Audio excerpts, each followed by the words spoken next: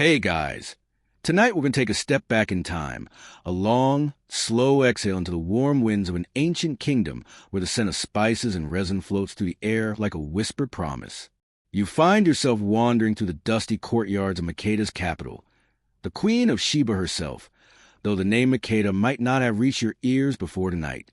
The air is thick with the sounds of merchants calling out their wares, frankincense, myrrh, gold dust, and the soft clatter of beads exchanged in deals that carry the weight of empires.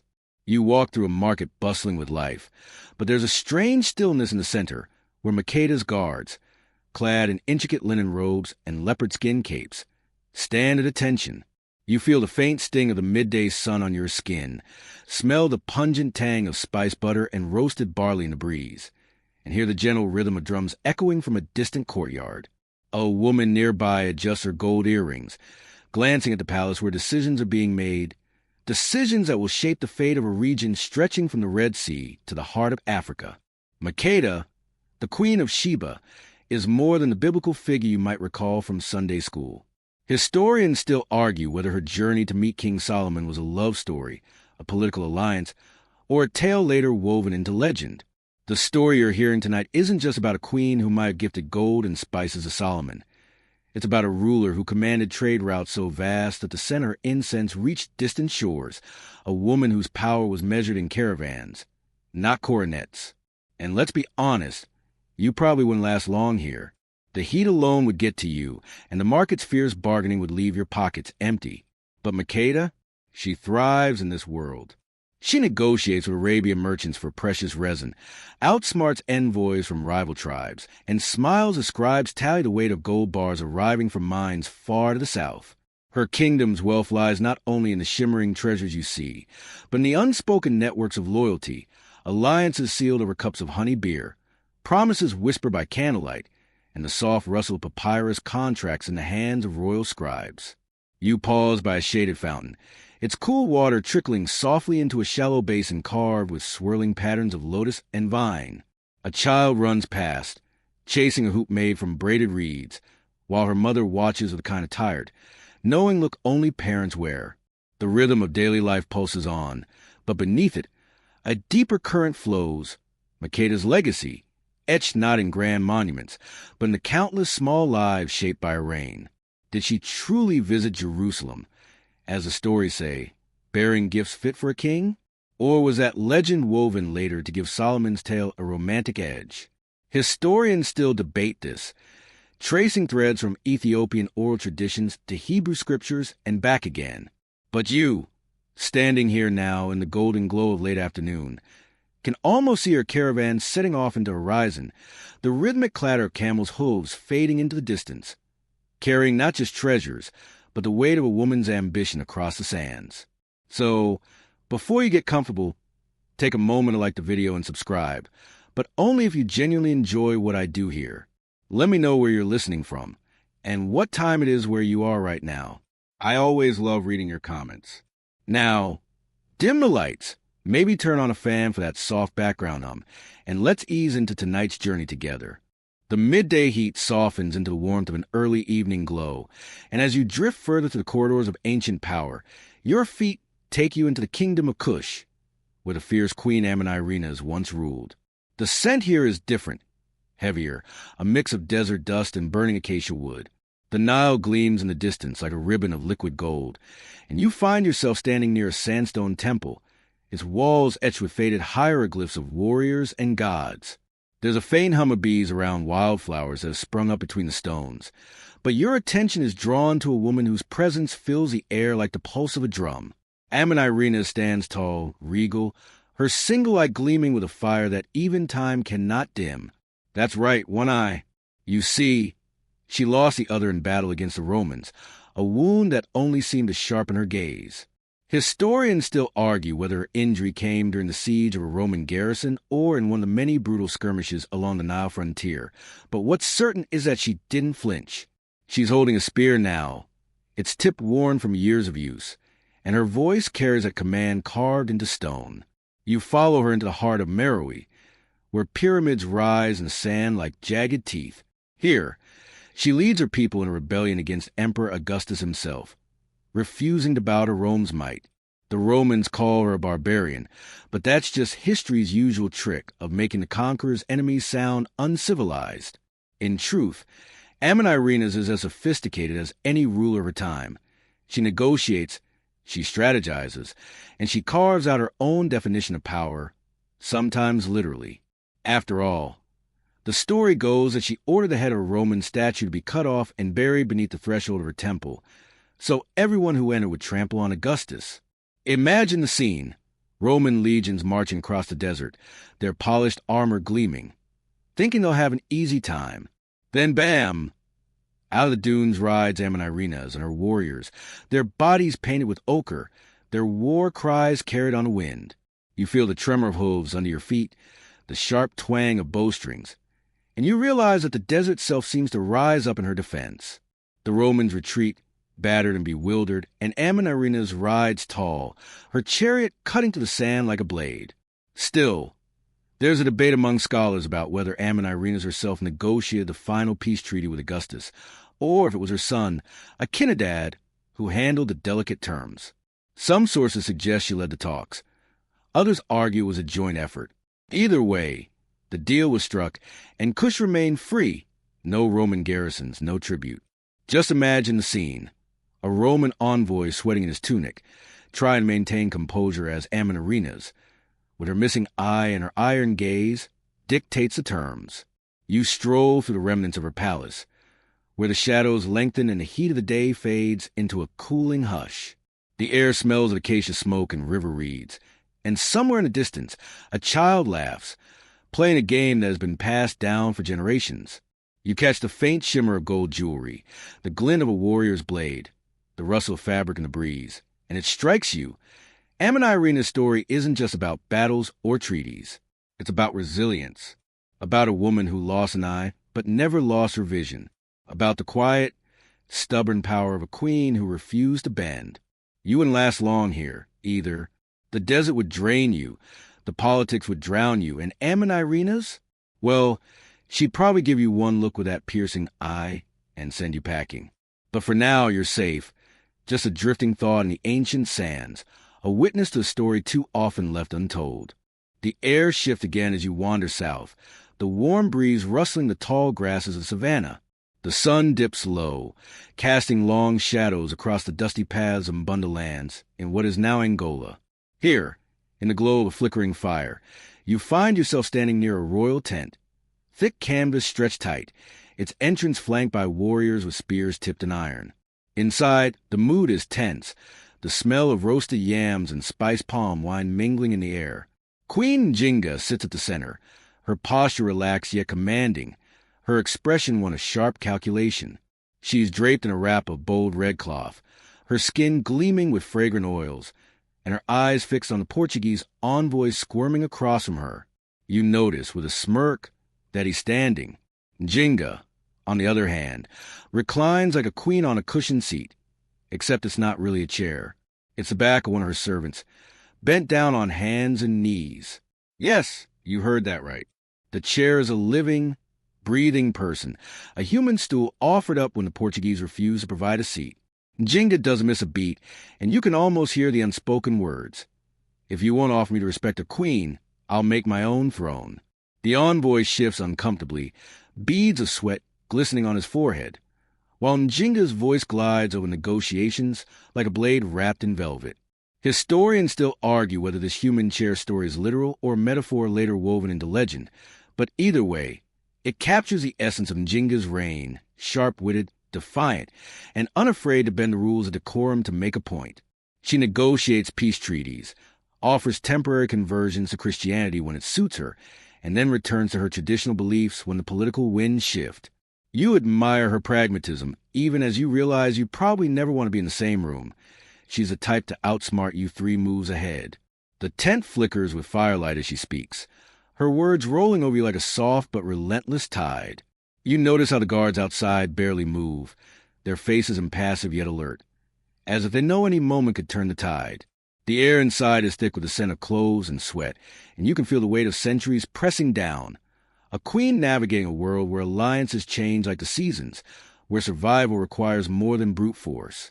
Njinga's story isn't just about clever negotiations, though. You learn her campaigns, how she led warriors into battle, her body painted with symbols of protection, her voice ringing out in chants that stirred courage in the hearts of her people. She adopted the customs of the Mbangala warriors, forming a fearsome militia, even as European chroniclers struggled to understand how a woman could wield such power. You hear them muttering words like barbaric, but really, it's just fear disguised as judgment. And here's the thing. You probably wouldn't last long in Njinga's court either. One false step, one poorly chosen word, and you'd be swept away by the shifting currents of her strategies. Njinga played a game few could master, balancing diplomacy, warfare, and the delicate art of survival in a world that didn't expect women to rule, let alone dominate. You linger for a moment longer, letting the soft sounds of drums drift into the night air. Somewhere beyond a tent, a lion's distant roar echoes across the plains, and you feel the quiet strength of a queen who dare to sit where others fear to stand. The air thickens with the scent of rain-soaked earth as you find yourself beneath the towering trees of the Ashanti forest, the leaves glistening with droplets that glimmer like tiny jewels. You walk softly on the damp ground, the muffled sounds of birdsong and the distant hum of a talking drum guiding you deeper into a clearing where history once turned on the quiet defiance of a grandmother. There she stands, Asantewaa, her back straight, her gaze steady, a woman who, by all appearances, should be resting by the fire, perhaps grinding spices or telling stories to wide-eyed grandchildren. But no, is not resting.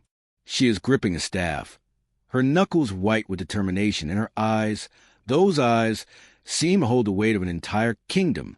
You stand among a circle of elders, their faces lined with the grooves of time, as lifts her voice, sharp and unwavering.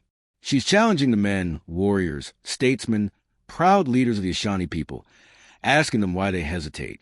The British have taken the golden stool, the sacred symbol of Ashanti unity and power. And yet, the warriors hesitate, murmuring of British cannons and endless lines of red-coated soldiers. You call yourselves men? Yas's voice slices through the air, a sound that startles the birds into flight. Historians still debate whether she truly said the famous words, "If you men won't fight, we women will." But as you stand here, in this imagined space woven from memory and legend, you feel the fire in her words, whether they were spoken exactly that way or not. The forest feels alive around you. The drumbeat picks up, and you can almost hear the clash of spears, the crack of musket fire, the sharp intake of breath as the Ashanti resist the British onslaught. You smell the acrid tang of gunpowder mixing with the sweetness of crushed cola nuts, and you feel the earth vibrate under the pounding of feet. Asantewa's story isn't about the easy victories. It's about the stubborn refusal to let an empire erase a people's identity. She leads her warriors into battle, her staff held high, the white cloth of her head wrap fluttering like a battle flag. The British, armed with rifles and artillery, might seem invincible, but Yas stands firm. Her courage inspires the Ashanti to keep fighting, even as defeat looms. You wouldn't last long here either. Let's be honest. The humidity alone would sap your strength, the mosquitoes would eat you alive, and the British gunfire would send you running for cover. But she holds her ground. She fights not just for the golden stool, but for the dignity of her people, the right to decide their own fate. There's a quiet power in her resistance, a slow-burning flame that refuses to be snuffed out. You can almost hear the whispers of those who followed her, farmers, artisans, mothers, who took up whatever weapons they could find, fighting in the dense, tangled forests of Ghana, their footsteps lost beneath the ferns but their resolve etched into the soil.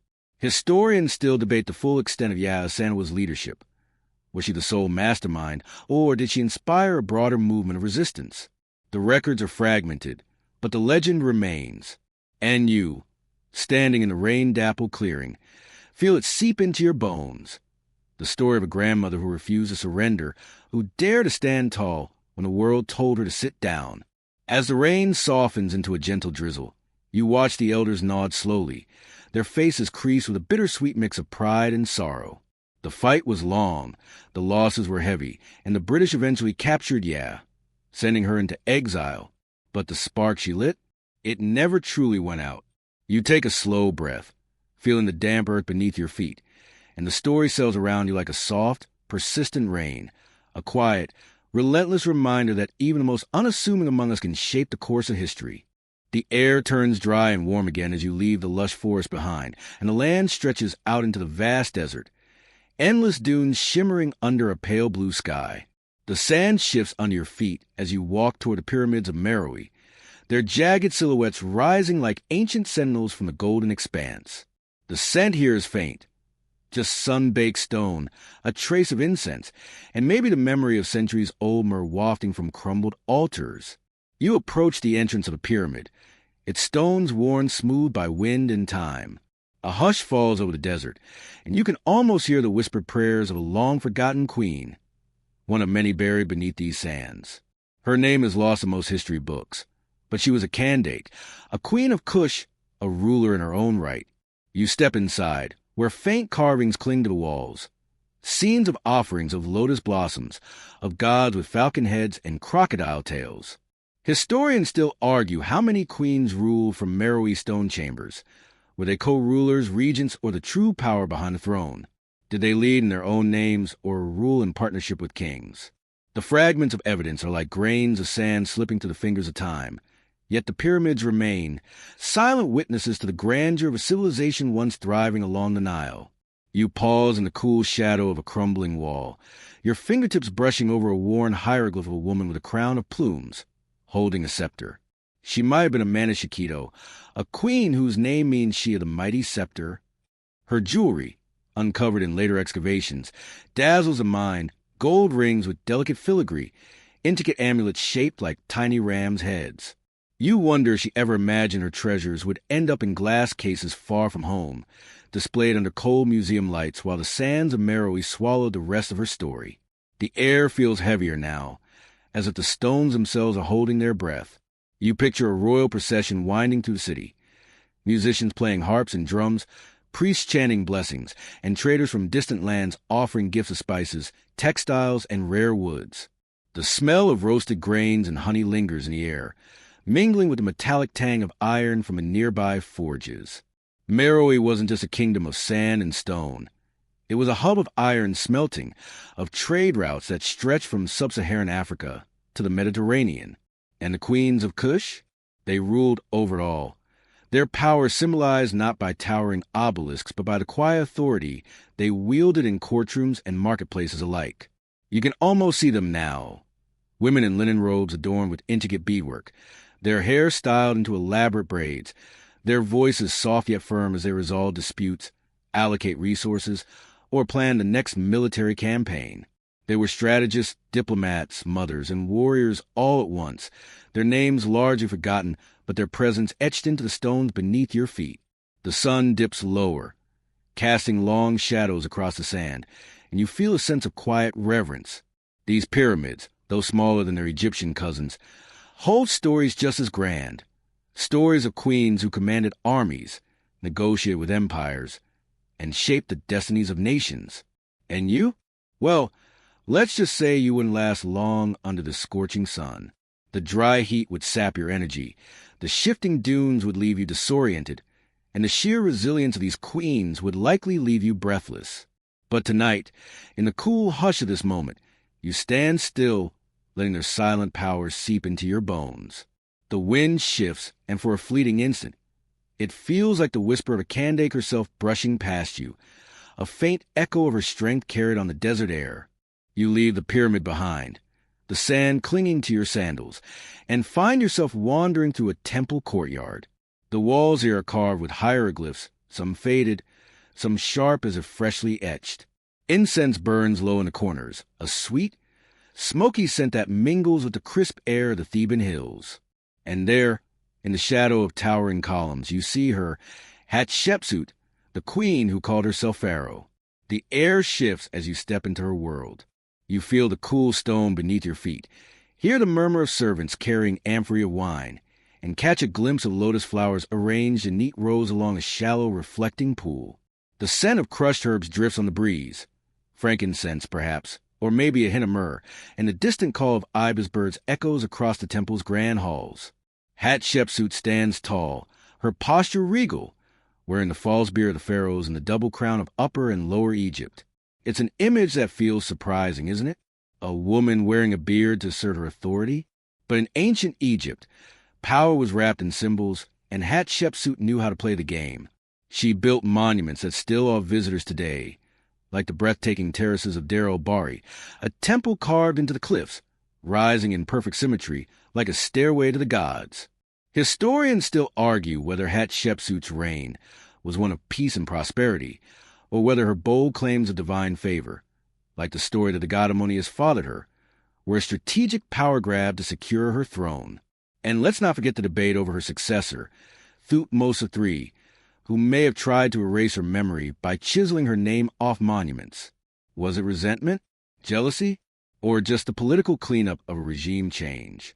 The answers slip through your fingers like Nile silt. But for now, you stand in the glow of her legacy. The walls around you are painted with scenes of her famous expedition to Punt, an ancient trading land of incense trees, exotic animals, and shimmering treasures. You hear the creak of wooden ships being loaded with cargo, the shouts of sailors tying ropes, and the laughter of traders haggling over goods. It's a bustling, fragrant, noisy world, and you're right in the middle of it, letting the sounds wash over you like warm water. You notice a detail that's easy to miss, a small relief on a column, showing Hatshepsut not in battle, but receiving gifts from her saplings, which she had planted in the temple gardens. A ruler thinking of legacy, of beauty, of the long game. She wasn't just a warrior or a builder, she was a gardener of dreams. The light softens as the sun dips behind the cliffs, casting long shadows across the stone courtyard. You can almost hear the echoes of footsteps, priests chanting in the hypostyle hall, scribes recording the day's offerings, children playing in the temple gardens while their mothers pray for protection. The scent of earth and incense fills your lungs, grounding you in this moment. And you, let's be honest, you probably have trouble navigating the politics of Hatshepsut's court. One wrong word to the wrong vizier, and you find yourself out of favor. The intrigues are layered like papyrus scrolls, each story half told and half hidden. But tonight, you can just breathe in the soft desert air and marvel at the woman who, against all odds, ruled as a pharaoh and left her mark in stone. You trace your fingers over a smooth column, feeling the faint grooves of hieroglyphs telling a story of divine birth and destiny. Whether Hatshepsut truly believed it or not, she understood the power of narrative, and in the quiet hush of the temple, you begin to understand it too. The sun is setting lower now, casting long, golden rays across the harbor of ancient Carthage. You walk along the shoreline where traders unload cargo from distant lands, ivory from Africa, spices from Arabia, glass beads shimmering like tiny stars. The smell of salt and seaweed hangs in the air, mingling with the faint, bitter tang of olive oil. You hear the creak of ropes, the shouts of sailors, the gentle lapping of waves, and the distant bleating of goats. And there, standing tall among it all, is Queen Dido, her gaze steady, her cloak billowing softly in the sea breeze. Dido's story is part legend, part history, woven together like a net that catches you in its gentle tangle. She is the queen who founded Carthage, the woman whose love for Aeneas, yes, the very same from the Aeneid, ended in heartbreak and flames. You see her now, seated on a carved ivory throne in a grand hall that smells of cedar and honey, surrounded by advisors who murmur strategies for trade and defense. The room pulses with tension, the kind you can almost taste. Dido holds court with quiet power, her voice calm but firm as she discusses shipbuilding, trade routes, and the best way to store surplus grain. She's no tragic figure weeping over lost love here. She's a ruler balancing politics, economics, and the delicate art of diplomacy. Yet, you know the story won't stay that simple. You can almost hear the whispers in the corners of the room. The Romans will tell it one way, how Dido fell madly in love with Aeneas and couldn't bear to live without him. Historians still debate whether her story was romantic embellishment or political propaganda, a way for Roman poets to paint their empire's enemies as overly emotional, unstable. But Dido's story, from the perspective of her own people, is different. It's the tale of a woman who fled her home in Tyre after a brother murdered her husband, a woman who built a new city from scratch on foreign soil, negotiating land from local tribes by cleverly asking only for what could be enclosed by an ox hide, then cutting that oxhide into impossibly thin strips to encircle a whole hilltop. Clever, isn't it? You can almost see her, standing on Bursa Hill, looking down at the fledgling city, her city Carthage, its streets filling with traders, its harbors bustling with ships, its markets rich with fabrics and spices and dreams. The scent of roasted lamb drifts past you as a family gathers for an evening meal, their clay lamps flickering in the dusk. Children chase each other through the streets, their laughter rising like sparks into the darkening sky. And you stand there, feeling the warmth of the city that was once the jewel of the Mediterranean. Dido's love story with Aeneas might have been myth, a poet's flourish, but her real story, the one of survival, of building something from nothing, of creating a legacy in the face of loss, is just as powerful. And you? Well, you'd probably struggle here too. The competition for trade contract alone would leave you dizzy, and the constant balancing of rival powers, local tribes, Phoenician cities, emerging empires, would keep you up at night. But Dido, she stands tall, her hands on the shoulders of her advisors, her gaze fixed on the horizon where the next ship approaches. The wind lifts her hair, and for a moment, you swear she smiles, not the wistful, doomed smile of a woman in a poem, but the satisfied smile of a queen who knows exactly what she's built. The stars begin to blink awake in the twilight sky, and the sounds of the harbor fade into the soft rustle of waves. You take one last deep breath, letting the scent of salt and cedar fill your lungs, and you step back from the edge of her story, leaving Dido to her legacy, one that lives not just in books, but in the stones of a city that once ruled the seas. The salty tang of the Mediterranean fades, replaced by the crisp, dry air of the savannah. Your feet kick up dust as you follow a well-worn path along the sun-baked earth of Zaza, in what is now northern Nigeria. The grass rustles in the breeze, and the scent of roasted millet drifts from a distant cooking fire. You hear the distant pounding of drums, the sharp clang of iron against iron, blacksmiths at work, and the rhythmic clatter of hooves on hard-packed ground. And there she is, Queen Amina, mounted on a tall, sleek horse.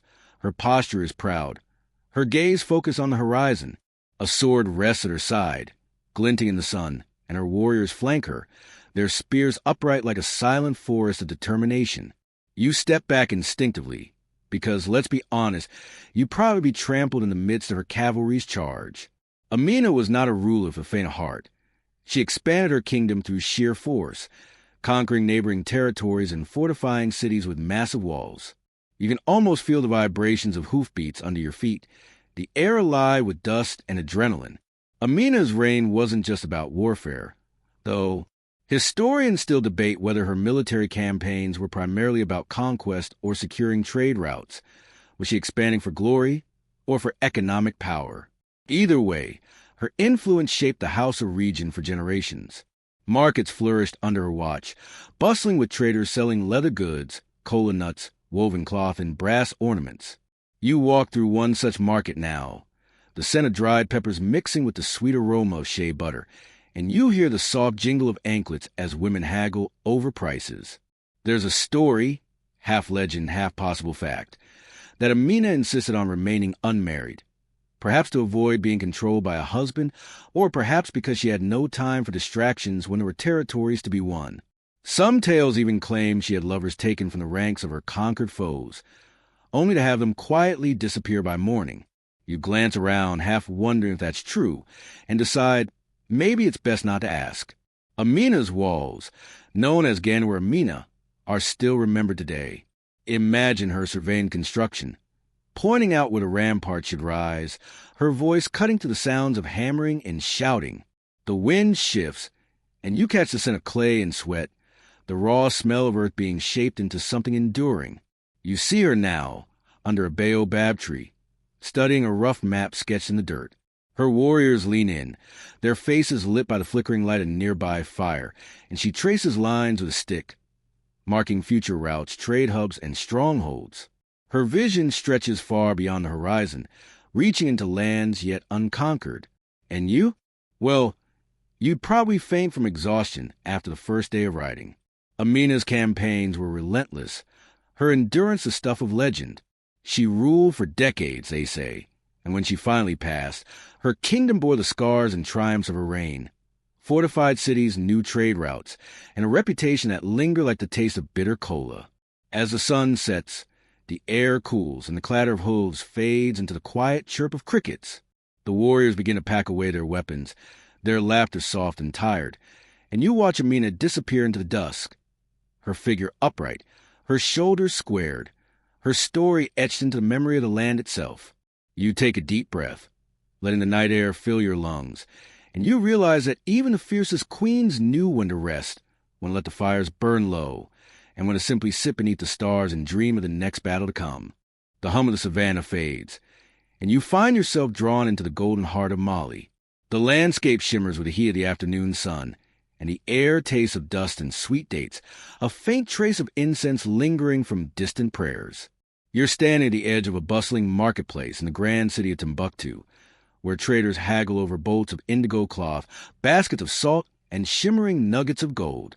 But tonight, your focus shifts from the golden grandeur kings to the quieter strength of women, those you might not find in the official chronicles, but whose influence shaped the very bones of empires.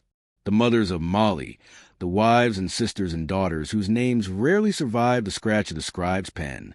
You catch a glimpse of one now, an elegant woman with a straight spine, her head wrapped in a cloth of deep blue, her eyes alert as she supervises a team of workers unloading sacks of grain. Her bracelets jingle softly as she gestures, giving orders with a confidence that makes you pause. She is no passive figure in a king's shadow. She manages estates, oversees trade caravans, arranges marriages that forge alliances, and ensures her family's prosperity continues. Historians still debate just how much influence these royal women wielded.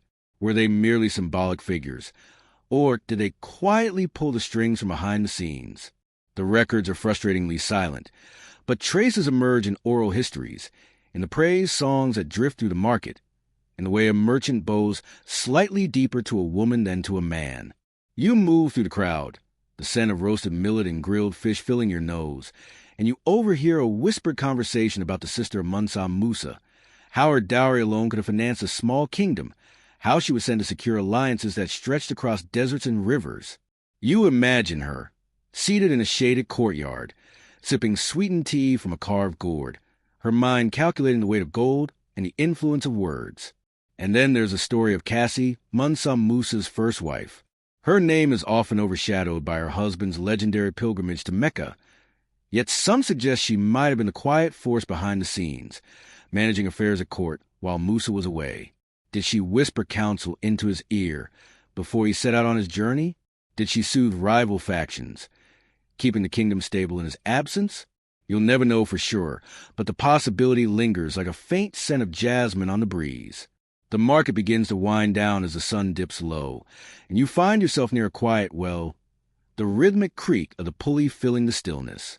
A young girl draws water, her hands roughened from labor, and you wonder if she, too, might one day rise to shape the fortunes of family, a village, a kingdom. You wouldn't last long here. Truth be told, the desert heat would wilt you, the politics would tie you in knots, and the sheer complexity of a trade network stretching across half a continent would leave you dizzy. But these women, they thrived. They navigate a world of gold and salt, of alliances sealed over cups of tea, of quiet power exercised not on battlefields, but in the soft murmur of negotiations and the careful placement of children into marriages that built dynasties.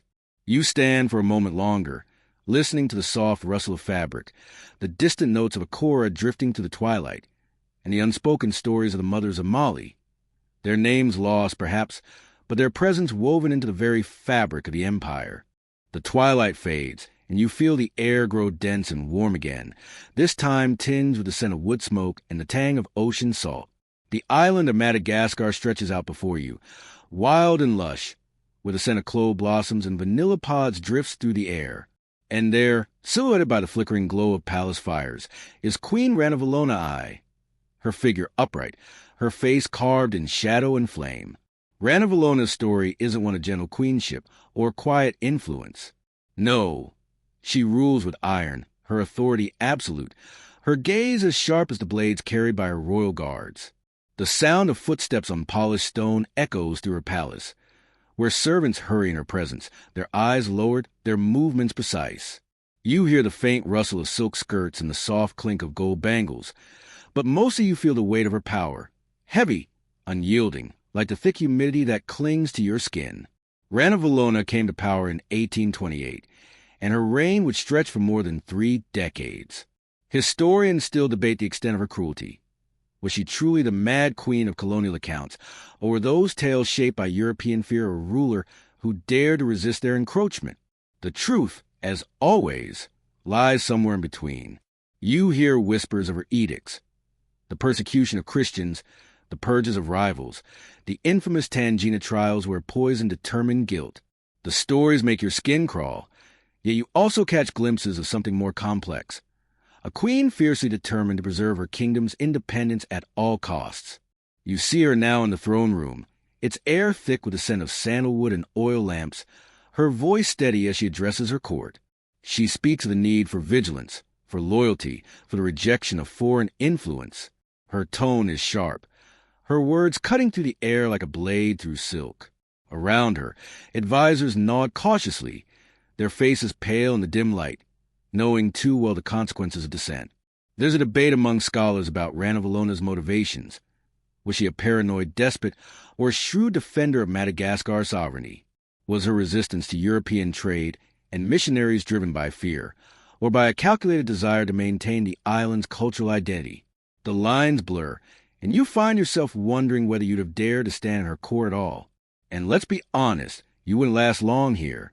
The sheer intensity of the palace's political intrigue would leave you breathless, and the constant air of tension, thick as the smoke from the palace fires, would press down on your chest like an unseen hand.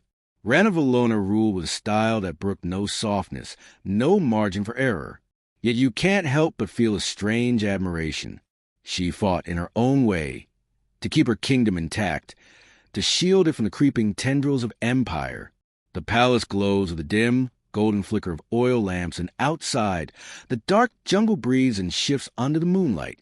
You take a step back, letting the heavy scent of clothes fill your lungs, and you think of the women who came before Ranavalona, and those who would come after, queens who shaped their worlds not with a flourish of romance, but with the grit of survival. The night deepens and the fires burn lower, but Ranavalona remains. Seated tall, her eyes sharp as obsidian, her story a jagged edge in the fabric of history. The crackling fires of the palace fade behind you, and you feel a shift, a lightness in the air, a fragrance both earthy and floral, wafting from steaming cups of coffee. You're seated at a long wooden table in a sunlit courtyard, surrounded by the low murmur of voices and the clink of ceramic cups. The place? Ethiopia. The time? Late 19th century. And presiding over this gathering with a calm, steady gaze is Queen Teta Batul. You sip your coffee. It's rich, dark, and slightly bitter, with a whisper of cardamom, and glance at Tetu. She's dressed in a gown of deep indigo, her hair intricately braided, a subtle crown glinting in the sunlight. Around her, ministers and generals lean in, their faces tense. The air smells of roasted beans and freshly cut herbs, the aroma weaving a soft tapestry that tempers the sharpness of political debate. Tetu isn't just a hostess. She's a strategist. She stirs her coffee slowly, her fingers tapping lightly on the rim of the cup, and then she speaks, low, measured, and deliberate. The conversation is about the Italians, who have designs on Ethiopia, whispering protectorates and friendship while angling for control. You hear the murmurs of resistance, the rustle of maps being unrolled, and the soft shuffle of guards outside the courtyard gate. Historians still debate just how much influence Teta wielded in the corridors of power. Was she the iron hand behind Emperor Menelik II's throne, or simply a wise and assertive queen consort? The records are mixed, but what's certain is that Teta wasn't shy about speaking her mind. She famously rebuffed the Italians' Treaty of Wuchel, refusing to accept a version that would have reduced Ethiopia to protectorate, and advocated for military resistance, a stance that led to the legendary Battle of Adwa. You can almost see the scene. Teta standing in the War Council, her voice firm as she calls for mobilization, her words sharp as she reminds the generals that no foreign power will claim their lands without a fight. Her hands gestured gracefully, a queen wielding her authority with poise and precision. The scent of coffee lingers in the air like a quiet defiance. She was no stranger to the battlefield either. At Adwa, Tata led troops herself, commanding a contingent of thousands. The dust swirled around her as she rode, her orders crisp and clear, her resolve like steel beneath her velvet sleeves. It said she oversaw logistics too, arranging water supplies, managing the wounded, ensuring the army's endurance. And you? Let's be honest. You'd probably get lost somewhere between the coffee ceremony and the strategy table. The complexities of imperial diplomacy, the balancing act of local alliances and foreign threats.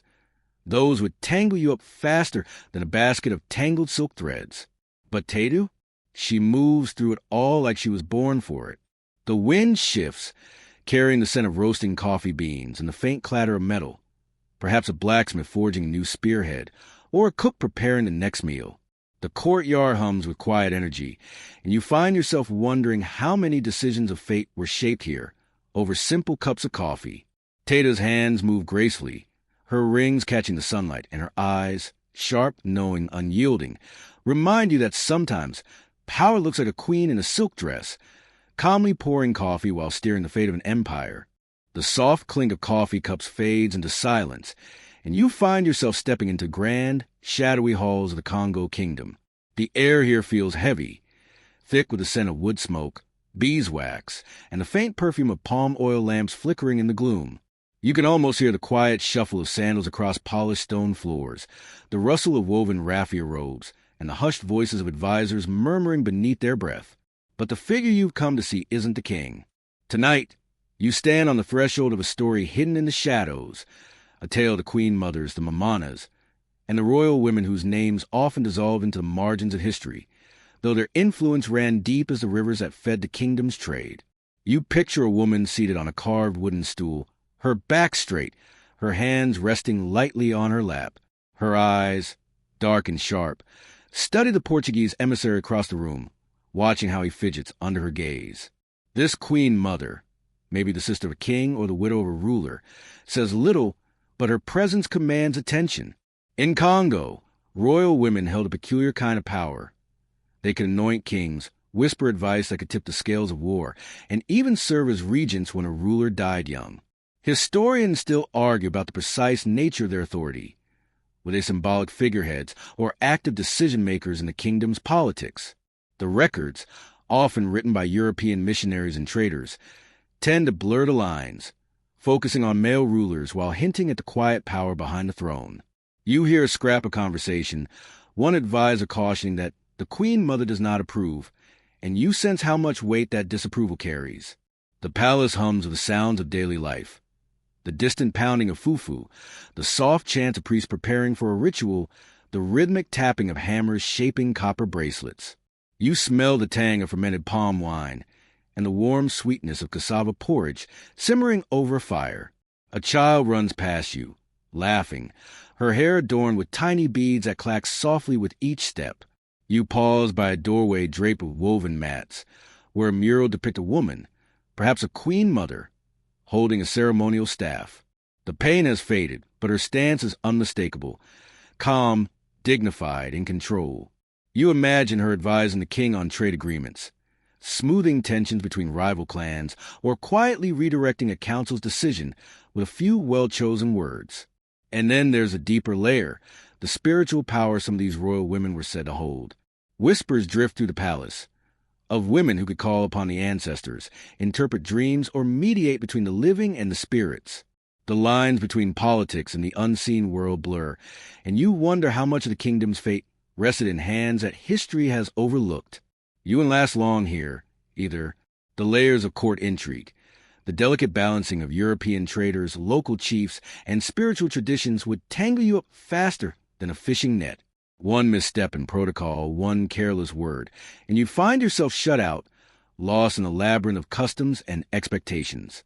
But these women, they navigate it all with quiet grace, adjusting veils, offering measured smiles, speaking in a cadence that smoothed conflicts while securing their influence. They are the unseen threads in the tapestry of Congo's power, woven through generations, holding the fabric of the kingdom together even as the world outside shifted. You breathe in the rich, smoky air, letting the echoes of their presence settle around you like a shawl. The soft murmur of voices drifts into the night, and the steady rhythm of drums begins somewhere in the distance, low, resonant, like the heartbeat of the kingdom itself. The scent of wood smoke and copper fades into something lighter, frankincense curling through the mountain air, mingling with the sharper tang of fresh herbs and the faint, salty breeze from the distant Arabian Sea.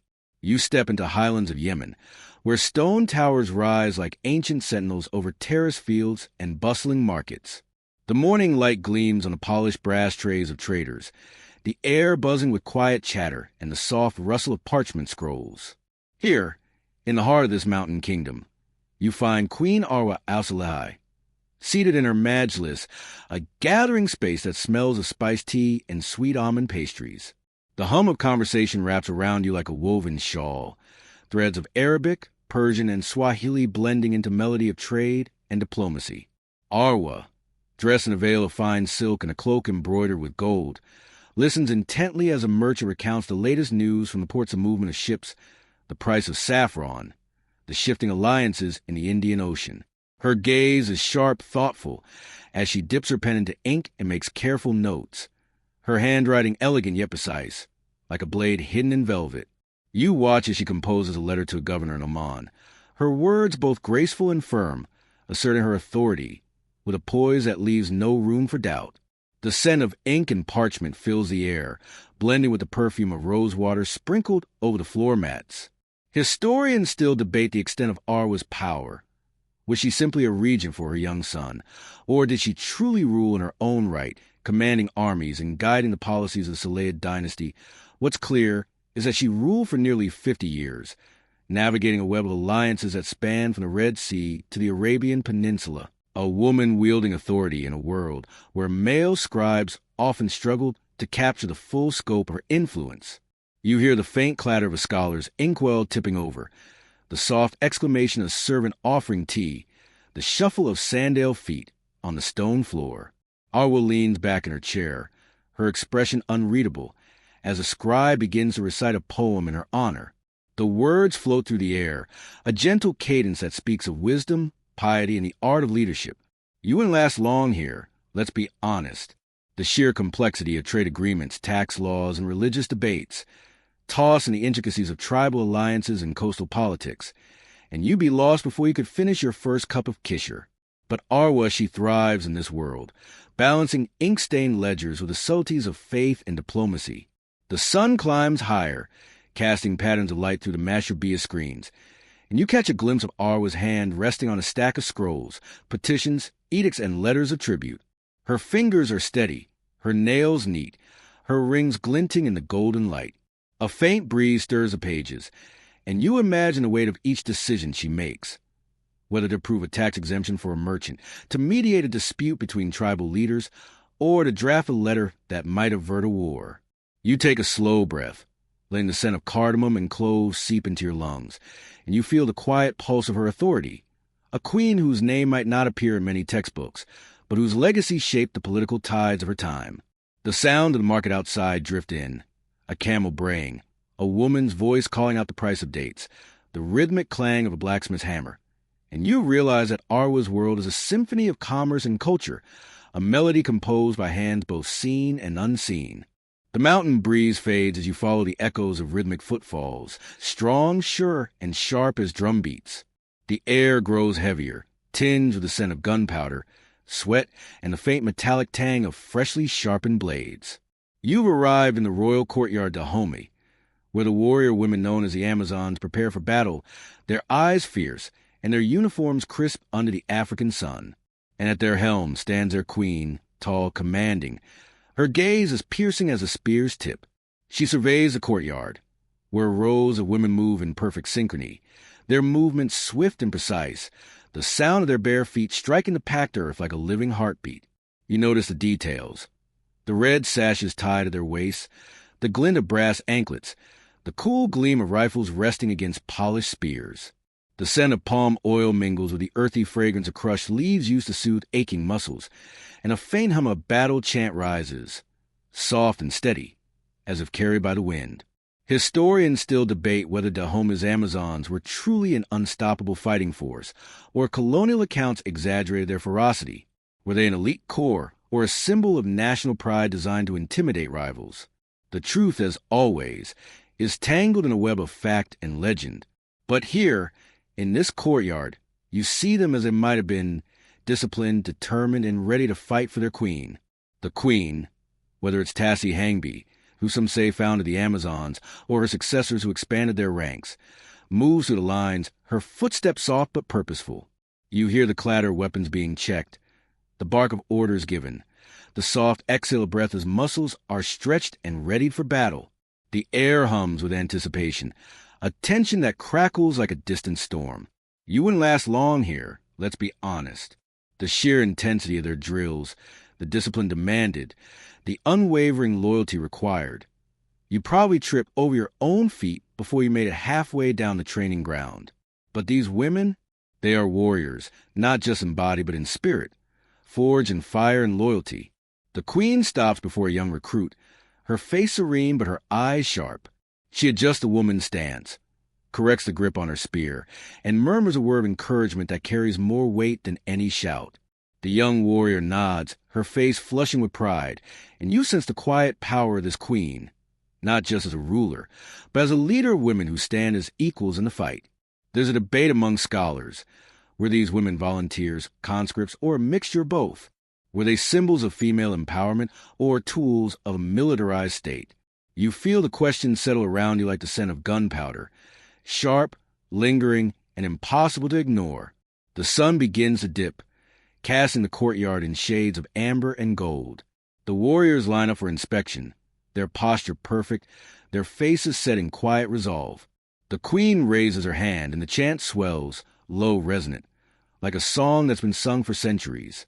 You watch as the queen turns to lead her warriors, her figure silhouetted against the setting sun, and you feel the weight of her presence. She is not just a ruler. She is the embodiment of strength, a living testament to the power of women who refuse to be confined to the shadows. And you? You stand in awe, letting the echoes of the chant wrap around you like a cloak, feeling the thrum of the drums in your chest, the scent of the earth and sweat thick in the air, and the fierce, unshakable knowledge that these women were real, flesh and blood, courage and grit, strength and fire. The sound of drums fades, and you find yourself stepping into the quiet shade beneath a massive baobab tree. Its gnarled branches stretch across the sky, casting long shadows on the ground where roots twist like ancient veins through the earth. The air is thick with the scent of earth, warm stone, and the faint sweetness of dried figs left as offerings beneath the tree's base. You hear the soft chirp of birds nesting high in the branches, the rustle of leaves stirred by a gentle breeze, and the distant hum of market winding down at the end of the day. You settle into grass, the rough bark of the baobab warm against your back, and as you breathe in the rich, layered scent of the land, you begin to feel the weight of the stories that have passed through this place. The lives of African queens, some whose names you now know, others whose names have been lost, but whose influence lingers like the scent of a long burned-out fire. You think of Makeda, her golden caravan shimmering across the desert, and of Amanirenas, her one-eyed gaze defying Rome's might, of Njinga, seated on a servant's back, her voice ablaze in the soft air, and of Asantewaa, her staff raised high as she calls her people to arms. You remember the silent pyramids of Meroe, the stones bearing witness to the Kandakes who ruled there, and the carved reliefs of Hatshepsut, whose temples still shimmer in the Egyptian sun. Dido's quiet defiance in Carthage, Amina's thunderous cavalry charging across the House of Plains, the mothers of Mali who shaped the fates of kingdoms behind palace walls. All these stories swirl together in the warm air beneath the baobab. You hear the soft clink of coffee cups in Tata's courtyard, the shuffle of parchment in Arwa's mountain stronghold, the sharp clap of a spear in Dahoma's courtyard, and the quiet murmurs of unseen queens in the Congo's shadowed halls. You close your eyes, and for a moment, it's as if the tree itself hums with their presence. These women, warriors, diplomats, mothers, strategists, carve their legacies into the stones, the songs, the whispered stories carried by the wind. They lived and ruled not in the perfect glow of a storybook heroine, but in the complex, tangled web of real life, making choices, facing losses, building something that would outlast them. Historians still argue over the details, whether this queen fought in that battle, whether another's influence was direct or subtle, whether the story is legend or fact. But as you sit here, the warm earth beneath your hands, you understand that the lines between truth and tale often blur, and what remains is a sense of presence, the enduring imprint of women who shaped the world in ways big and small. And you? Well, let's admit it. You probably wouldn't have lasted a day in their worlds. The politics, the battles, the endless negotiations, the sheer resilience required. It would have been too much.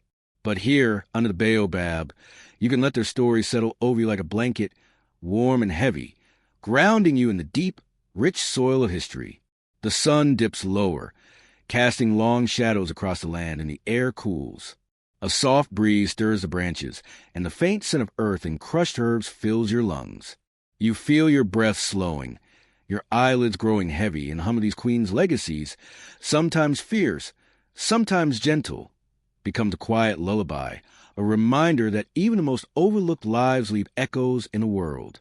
You drift deeper into stillness, the stories fading into a soft, steady rhythm, like the distant beat of a drum carried on the evening wind. Word count, 1,100. Wind down.